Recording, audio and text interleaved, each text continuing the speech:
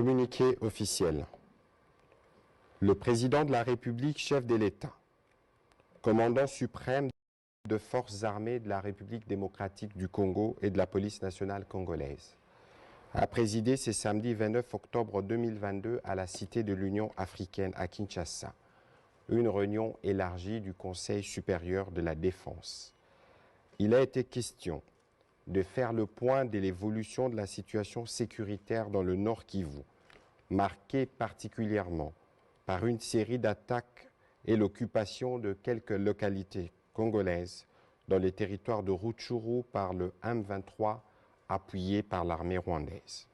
À la lumière des différents rapports recueillis sur terrain, dont celui du Centre conjoint des opérations, équipé des drones de surveillance, il a été observé ces derniers jours une arrivée massive des éléments de l'armée rwandaise pour appuyer les terroristes du M23 en vue d'une offensive générale contre les positions de forces armées de la République démocratique du Congo.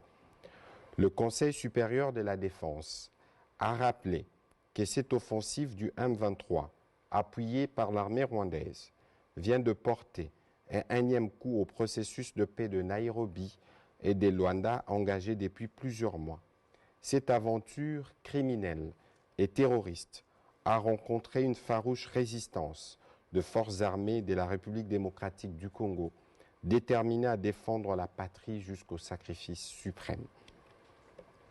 Ces affrontements ont provoqué un déplacement massif de plusieurs milliers de nos compatriotes, rendant encore plus difficile une situation humanitaire déjà préoccupante. Au regard de faits qui précèdent, les conseils supérieurs de la défense demandent au gouvernement 1.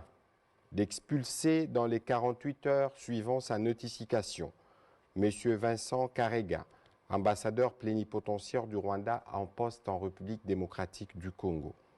Et ce, en raison d'une part de la persistance de son pays à agresser la RDC et à appuyer les mouvements terroristes du M23 qu'il instrumentalise à cette fin, et d'autre part du mépris teinté d'arrogance des autorités rwandaises vis-à-vis tant du processus de Nairobi et de Luanda que des recommandations de la communauté internationale, plus précisément des Nations Unies, de l'Union africaine, de la Communauté de l'Afrique de l'Est, de la SADC et des partenaires multilatéraux, exigeant unanimement la cessation des activités terroristes du M23 et de tout appui extérieur à lui, son retrait sans délai ni condition des localités congolaises occupées et les retours immédiats des populations déplacées. 2. D'envoyer en toute urgence une mission humanitaire pour porter une assistance à nos populations déplacées à la suite de ces attaques. 3. De prendre de nouvelles mesures supplémentaires de restriction d'accès au territoire congolais à l'encontre du Rwanda. 4. D'accroître la force de frappe des forces armées et de sécurité. 5. De réaffirmer la volonté de la République démocratique du Congo de rester engagée dans les processus de paix de Nairobi et de Luanda en vue de restaurer durablement la paix, la sécurité et la stabilité dans la région des Grands Lacs.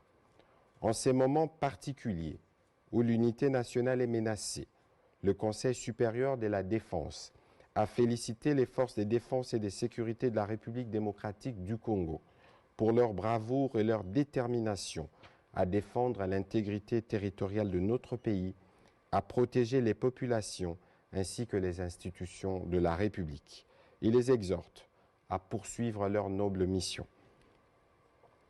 En vue de préserver l'unité nationale, le Conseil supérieur de la défense a rappelé la recommandation du président de la République, chef de l'État, celle de s'abstenir de tout type de discours, actes de violence ou des stigmatisations contre les communautés rwandophones pour ne pas prêter les flancs à l'ennemi. Il a encouragé les services de sécurité à veiller à la stricte observance de cette recommandation. Enfin, le Conseil supérieur de la défense remercie le peuple congolais pour l'élan de solidarité et de patriotisme manifesté à l'endroit de nos forces armées et de nos populations touchées par cette agression. Il a annoncé que le président de la République, chef de l'État, s'adressera à la nation dans les prochains jours. Faites à Kinshasa